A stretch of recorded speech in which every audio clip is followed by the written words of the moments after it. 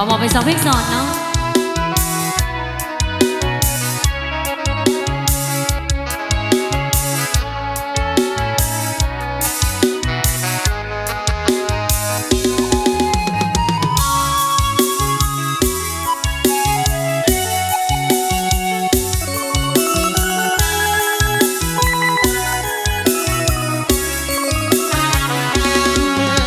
มาพบน้อง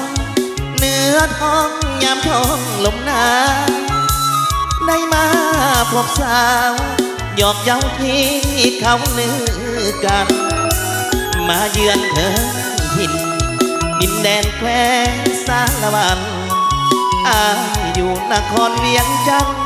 คิดอยากผูกพันกับน้องแก้วตาสาวหน้าใสให้ไปก็บ่ลืมลาสมคำลือซาเมื่อได้มาพบน้องคน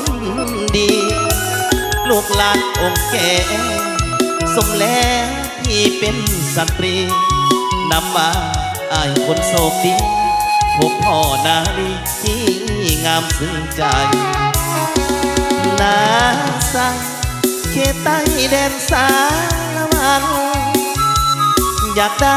จอมขวัญเมื่ออยู่เวียงจันทร์สร้างฝันหักสินค้าขายส่งมาข่าวอ่อนน้ำบาจับใจ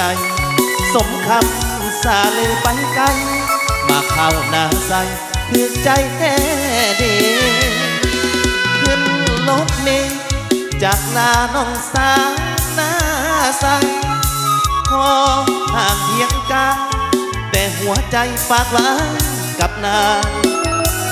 ผลบุญอยู่ส่งคงได้สมปรารถนามาอยู่เป็นคู่สีวาอายปรารถนา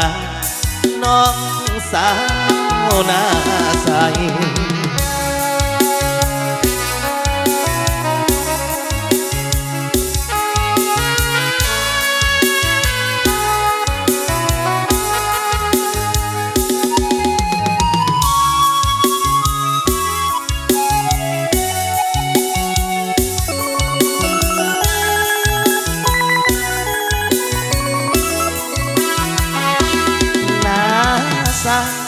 เขตใต้แดนสารวันอยากได้